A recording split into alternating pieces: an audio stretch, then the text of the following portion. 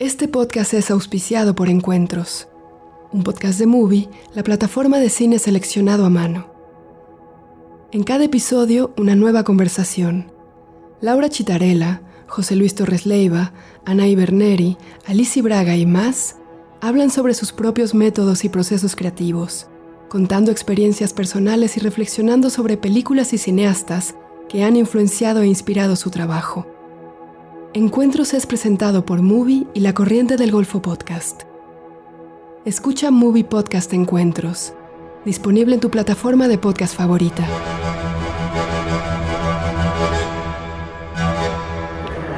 Hola, ¿cómo les va? Bienvenidas, bienvenidos al episodio 3 de Desde Cannes 2025, el podcast que hacemos con Manu Yáñez y el apoyo de Movie. ¿Cómo estás, Manu? ¿Cómo vamos llevando ya esta segunda mitad del festival?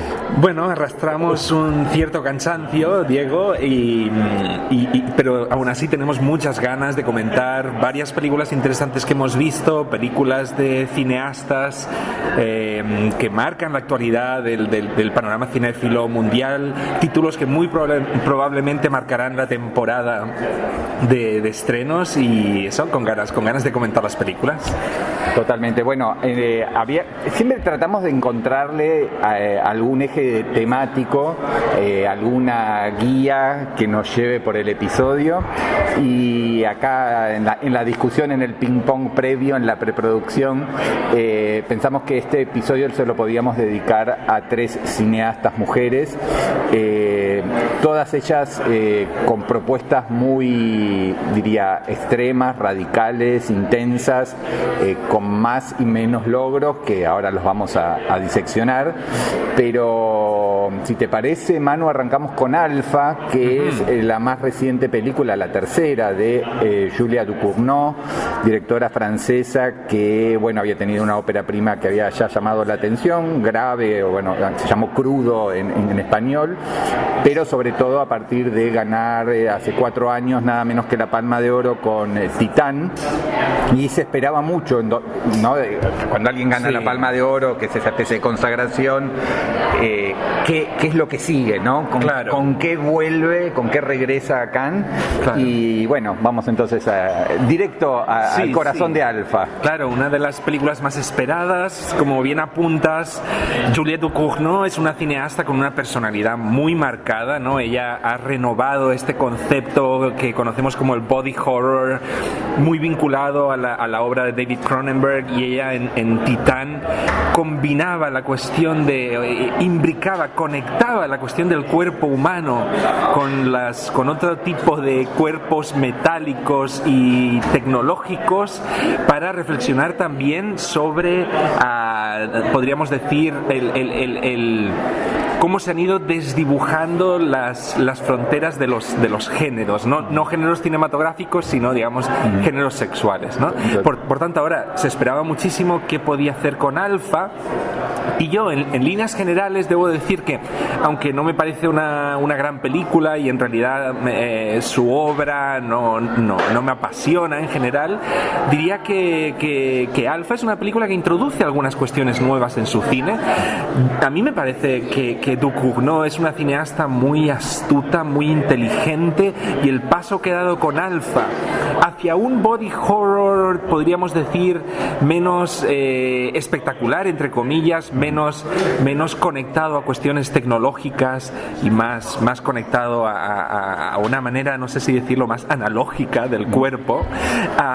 Bueno, de hecho, si contamos mínimamente la trama, acá los cuerpos se convierten ya no hacia una cuestión más metálica, sino una cosa como más de mármol. Contemos un poco de qué va la historia.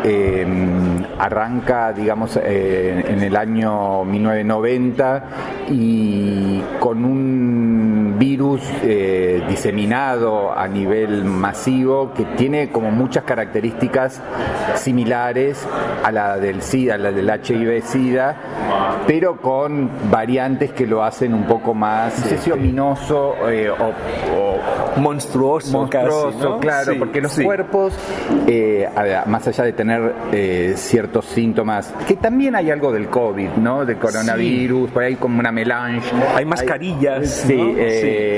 pero los cuerpos se van degradando de una manera extraña y se van convirtiendo hacia el mármol, ¿no? Como que el mármol va tomando las partes,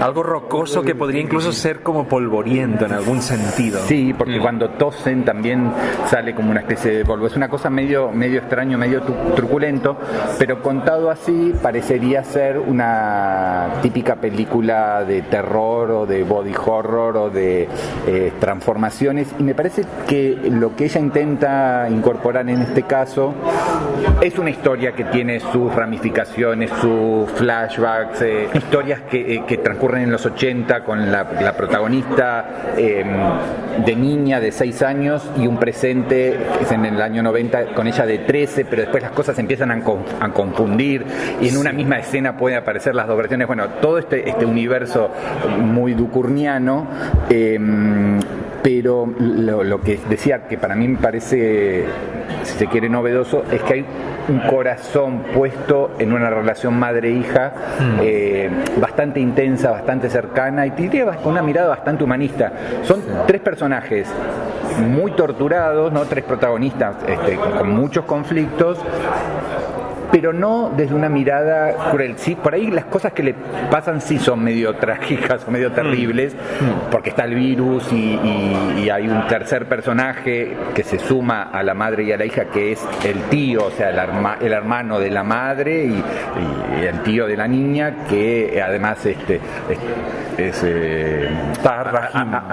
claro, es adicto a la heroína, sí. Y bueno, hay todo un mundo ahí que se va degradando. Pero a mí lo que me llamó la atención un poco es esa mirada más concentrada en las relaciones y no tanto en el efectismo como había en Titán, sobre todo. Claro, sí. O sea, el titular podría ser que Ducournau se ha alejado un poco del cine de género para abrazar como un drama intimista, familiar. Pero en realidad yo creo que si recordamos Titán, la segunda mitad de Titán se concentraba más en una historia paterno-filial bastante delirante, porque era un padre que reconocía como hijo a una figura extrañísima y medio monstruosa, que era evidente que no era su hijo realmente. Pero también ahí, yo creo, en Titán, al final terminaba aflorando esta idea de hasta qué punto podemos aceptar, comprender y empatizar al otro cuando el otro está en una situación muy extrema, sobre todo en una situación de fragilidad y de vulnerabilidad, ¿no? Y creo que este tema, que afloraba bastante en la recta final de Titán, y como bien apuntas, Diego, tiene un punto casi humanista, vuelve a surgir ahora en Alpha, en las diferentes relaciones que se dan entre estos tres personajes que has perfilado, ¿no? Por una parte está la madre, que está extremadamente preocupada por la hija, porque todo empieza bueno, es como un personaje muy samaritano, muy dedicado al cuidado, por un lado de su hija, por otro lado de su hermano adicto y al que salva constantemente de sobredosis, pero además es médica, doctora en hospitales que están atestados, que ya no tienen camas y que ella trata de cuidar todo lo que puede a la mayor cantidad de pacientes posibles, que además ya tienen un pronóstico prácticamente irreversible todos, ¿no? Porque no hay una forma de detener esa contaminación ni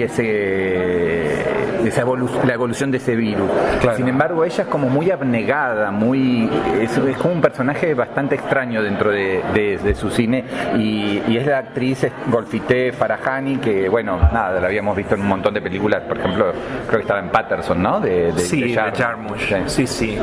Sí, yo conecto contigo, o sea, comparto contigo esta impresión, y creo que al final es curioso cómo Ducournau, su cine, cada vez ha ido revelando, haciendo más evidente esa dimensión humanista, sin olvidar y esto es lo que a veces me cuesta un poco más de su cine, y es esta cuestión epatante, esta necesidad de crear siempre imágenes que impacten al espectador, que le generen una cierta incomodidad. A mí, por ejemplo, quizás porque en donde la vi, en la sala Bazin, me puse en la primera fila, que a veces es bastante cómodo, pero en este caso el sonido atronador de cada uno de los pequeños ruidos, no sé si es que si un personaje abría una puerta, de repente sonaba a un volumen absolutamente desproporcionado. Yo tengo la impresión que esto es consciente y voluntario por parte de Ducournau, de generar esa especie de malestar o de incomodidad en el espectador. También los temas musicales están utilizados de una manera absolutamente atronadora, ¿no? Y como último apunte, y que de algún modo se sumaría a mi impresión acerca de la astucia y la inteligencia de Ducournau, es que en esta película, en Alpha, para mí, más que en Titán, entra en juego un componente alegórico que está trabajado de una manera muy misteriosa. En este sentido es muy importante no hacer spoilers, y voy a intentar ser súper cuidadoso, en el sentido de que en esos saltos en el tiempo entre pasado, presente, entre 1990 y la primera mitad de la década de 1980, de repente hay un juego extraño en el que no queda del todo claro cuál es la condición de cada uno de los personajes, y todo ese misterio va increciendo a lo largo de la película, y es una película, yo creo, pensada para dejar al espectador con dudas y para invitar al espectador a la salida de la sala discutir con los compañeros, con las personas con las que esté, acerca de qué han visto realmente. O sea, yo cuando salí de la sala Bazin y caminé hacia afuera del Palais, que me crucé con toda la gente que venía saliendo de la sala de Vizy de ver la misma película, se estaban formando corrillos, ¿no?, de gente preguntándose el uno a la otra: ¿tú lo has entendido? ¿Realmente este personaje era tal, era cual? Hay un juego ahí, yo creo que muy premeditado, muy calculado, y que desde mi punto de vista realmente funciona, de convertir la película en una especie de acertijo alegórico en el que quedan claros estos temas que hemos apuntado: la cuestión del cuidado del otro, la cuestión de hasta qué punto podemos comprender al otro cuando el otro está en una situación de extrema fragilidad, vulnerabilidad. En este caso, el otro, sobre todo, es un adicto a la heroína, ¿no? Entonces, ¿qué puedes hacer por un adicto, ¿no? Claro. Pero creo que también es clave esta cuestión de la película acertijo.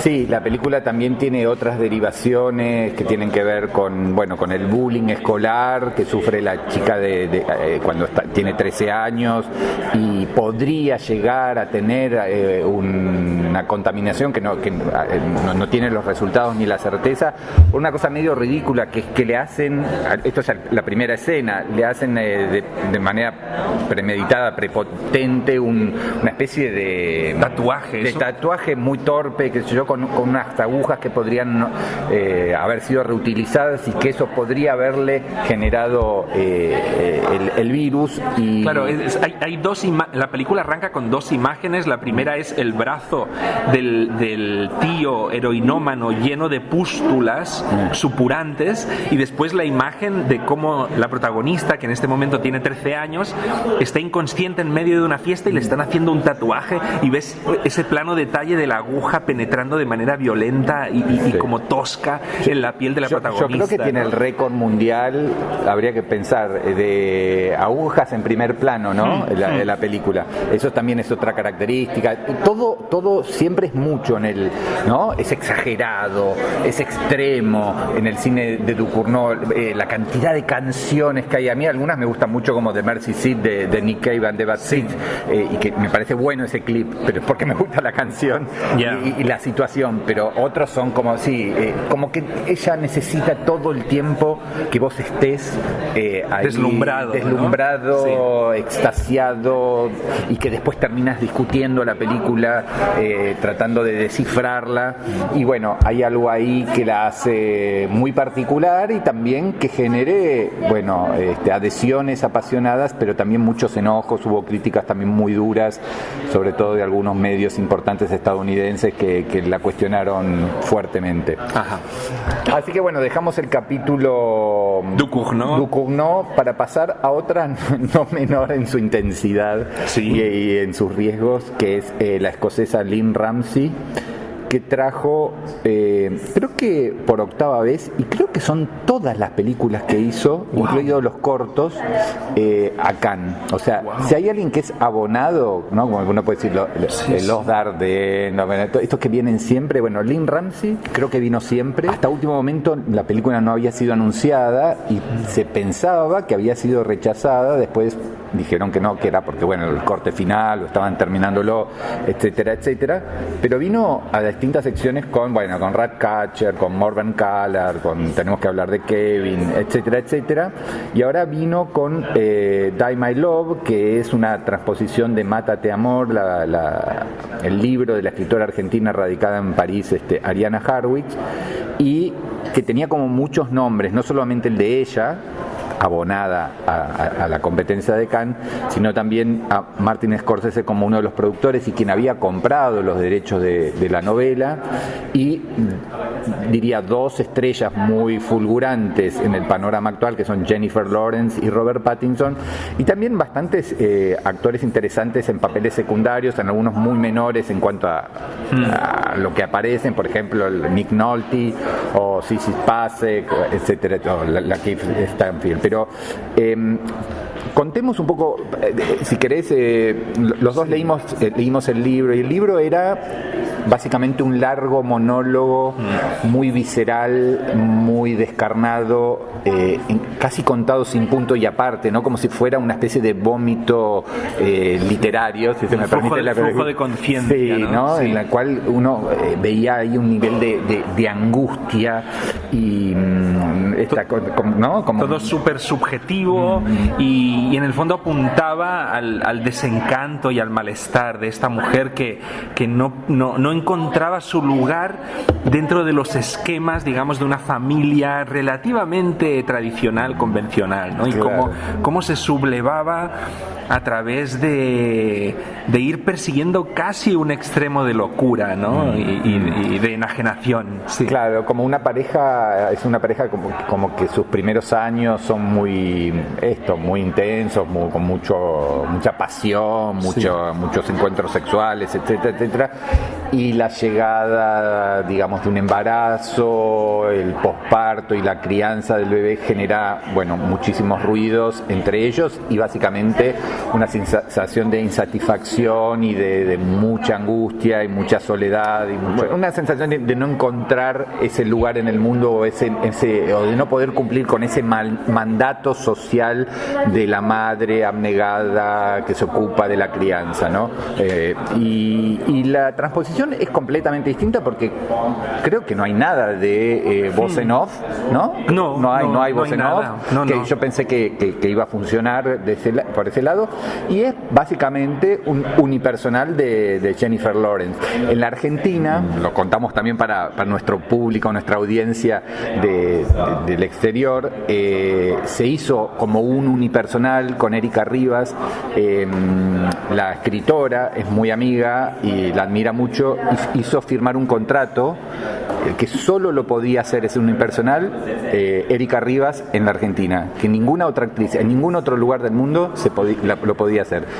Y obviamente sí, se vendieron los derechos para la transposición cinematográfica, y es Jennifer Lawrence la que de alguna manera da estas actuaciones que tanto gustan en Cannes, ¿no? Sí. Porque son absolutamente como exuberantes, completas, totales, es una entrega absoluta al material, llantos, golpes, gritos, cantos, bailes, desnudos, hay como el arsenal completo de una actriz entregada a la causa, ¿no? Claro, entregada a la causa. Sí, bueno, y creo que es espectacular, digamos. digamos, el despliegue actoral de Jennifer Lawrence, su entrega a un tipo de personaje que no es tan habitual, digamos, en el cine.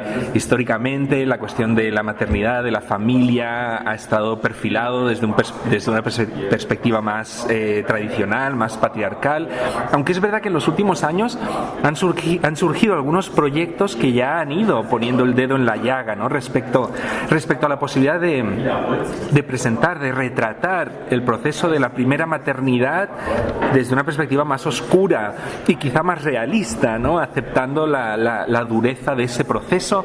Pienso en títulos como Night Beach, que interpretó Amy Adams, y donde también había una cuestión, se exploraba ese desencanto de la primera maternidad desde un punto de vista muy visceral. O también en España, por ejemplo, la directora la película Salve María, sí, la vi, de Marc Coy, que se presentó en el Festival de Locarno, también excelente, ofrecía una mirada muy cruda y muy dura, ¿no?, a esta cuestión. En este sentido, la novedad de la película de Lynn Ramsey es el estilo de Lynn Ramsey, en el sentido de que ella tiene un estilo muy marcado que pasa por la fragmentación, por la idea de no aferrarse a un relato tradicional, sino construir la película a partir como de pinceladas o de brochazos muy elípticos, a través de los cuales son pequeñísimos episodios a través de los cuales vas viendo la existencia de este personaje, y los episodios no van pasando siempre de manera lineal, a veces van apareciendo flashbacks, se acaba componiendo una especie de como retablo impresionista de la existencia de esta mujer sumida en el desencanto, una mujer que claramente pasa por un proceso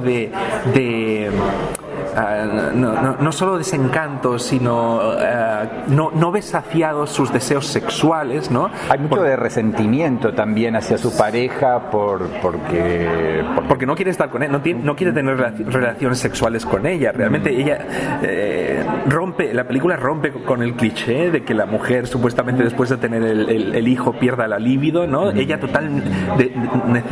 desea seguir conectada físicamente con su pareja, y el marido, interpretado por Robert Pattinson, pues pasa olímpicamente de ella, ¿no? El marido asume como un rol clásico de padre que solo quiere estar por el bebé, ¿no? Entonces eso a ella la lleva a un estado de crisis que va increciendo, ¿no? Exacerbado también por el hecho de que ellos se mudan a una casa bastante decadente o degradada en medio del campo, sí.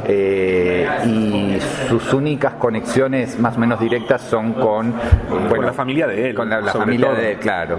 Nick Nolte tiene un papel muy chiquitito, pero sí que aparecen varias escenas, y todo es parte de como una construcción y de un descenso a los infiernos, a la locura.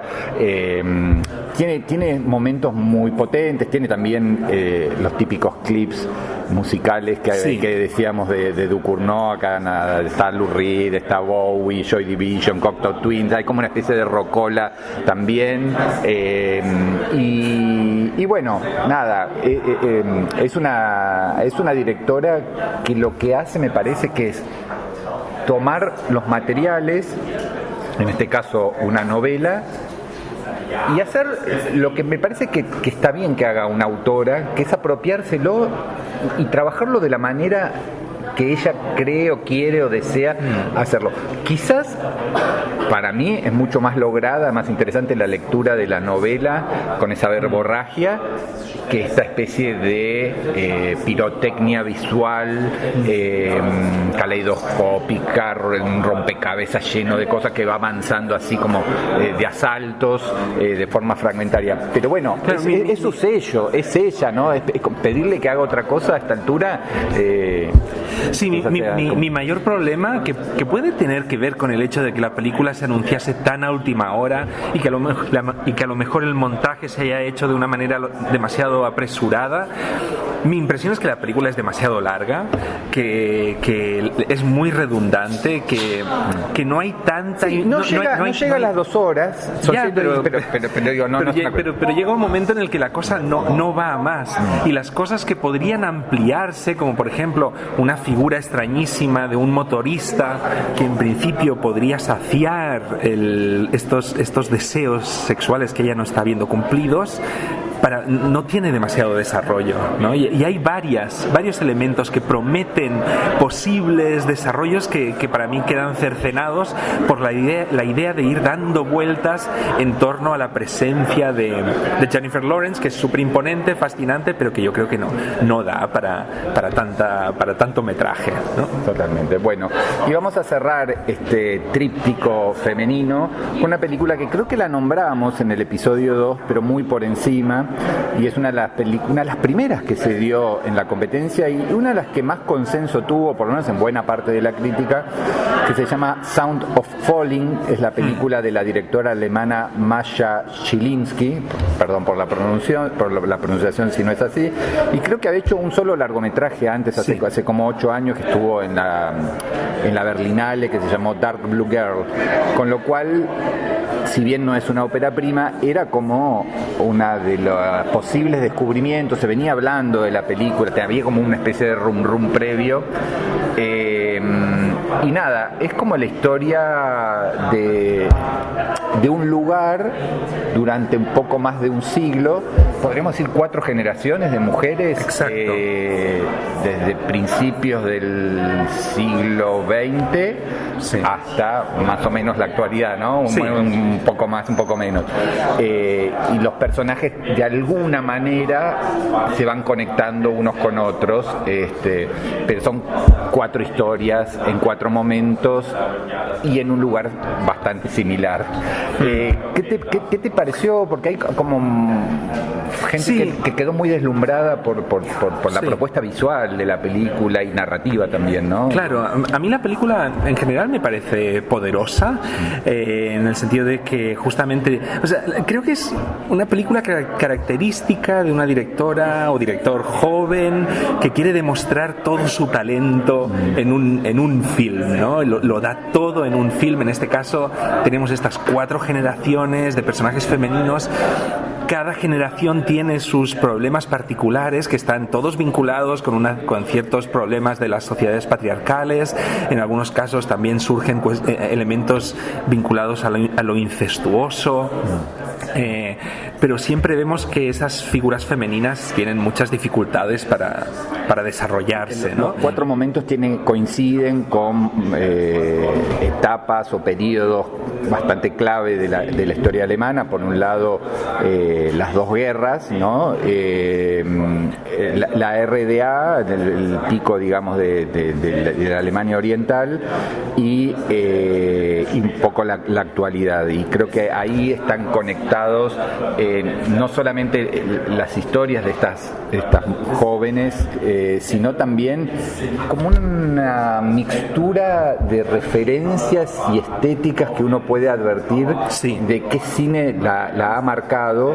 Me pareció que había cosas de las vírgenes suicidas de Sofía Coppola por un lado, y del Haneke, un poco de la cinta blanca en algunos de los episodios, pero bueno, nada. Sí, hay algo de Sokurov, de Terence Davis, Sí, yo pensaría en mi caso más como en los grandes cineastas de la modernidad europea, en el periodo más antiguo. En casi todos los diferentes periodos históricos, la historia está contada desde el punto de vista de algún personaje femenino, y en el episodio más antiguo casi todo está observado desde la perspectiva de una niña. Y eso a mí me hizo pensar bastante en Fanny y Alexander de Ingmar Bergman. Y después también en la recta final hay como un giro hacia lo trascendental, incluso sin hacer spoilers, hay incluso algunas imágenes que remiten a lo fantástico, que me hizo pensar podríamos decir, en el imaginario trascendental de Dreyer, filtrado por la estética de Lars von Trier, ¿no? De hecho, la película en su conjunto me recordó bastante a las primeras películas de Lars von Trier, que eran muy barrocas, muy recargadas de todo tipo de recursos digamos, con bastante juego con el artificio plástico. Para mí, y otra cosa que no hemos dicho y que conecta esta película con las otras dos que hemos analizado en este podcast, y es la cuestión de que la historia no avanza en términos cronológicos, sino que va saltando continuamente y muchas veces de manera inesperada y sorpresiva entre los diferentes tiempos históricos. Al final es de nuevo como en Die My Love y de alguna manera también como en Alpha de Ducournau, una especie de collage de diferentes tiempos que de alguna manera están escarbando en una cierta esencia de la experiencia femenina, en este caso en la Europa a lo largo de todo el siglo XX, ¿no? A mí es una película que me parece interesante, no tan deslumbrante como le ha parecido a algunos críticos, en particular a los estadounidenses, pero me parece que es una cineasta a seguir, Zielinski, claramente. Absolutamente. Diría que tiene algo de excesivo, un poco... Tengo la misma impresión que después tuve con Die My Love, de que al final está todo demasiado estirado, quiere contar demasiadas cosas la directora, pero en fin, es la película muy atractivo. La película dura 150 minutos. Hay muchas de estas películas que uno siente que están un poco recargadas y quizás también sea la tentación de mandar a Cannes cosas que sean como trascendentes, importantes y largas y profundas, como bueno, para ratificar la posibilidad de su selección. Pero bueno, con sus desniveles, con reparos, con sensaciones un poco encontradas, nos parecieron interesantes. Son películas que además yo siempre agradezco poder verlas en Cannes, no solamente porque es el estreno mundial, sino porque verlas en las condiciones en que uno las ve, ¿no? Porque sin ruido previo, ¿no? Claro, y en pantalla grande y con un buen sonido. Siento que mucha gente quizás las termine viendo, no sé, si no se estrenan bajadas de internet, en una computadora o en una tele, que no es la experiencia que ellos buscan, porque realmente nos podrá interesar más o menos el montaje, el corte final, pero hay mucho trabajo, hay mucha idea. Son tres cineastas con universos personales y con estéticas muy particulares, y creo que merecen verse en la espectacularid de una sala de cine. Claro, son propuestas súper sensoriales, ¿no? Yo lo diría siempre para cualquier película, ¿no? Que siempre es mejor verla en sala, pero hay un tipo de cine que pide desesperadamente la pantalla gigante y no tanto el streaming hogareño. Así que bueno, Manu, vamos cerrando aquí el episodio 3, agradeciendo como siempre a Movie por el apoyo, a ustedes por acompañarnos, por lo que nos dicen en general de manera positiva, para entusiasmarnos en las redes sociales, y bueno, los esperamos para reencontrarnos con el episodio 4 muy brevemente aquí desde Cannes 2025, esta edición número 78 del principal festival del mundo. Chau. Hasta luego. Este podcast fue auspiciado por Encuentros, un podcast de Movie, la plataforma de cine seleccionado a mano. En cada episodio, una nueva conversación.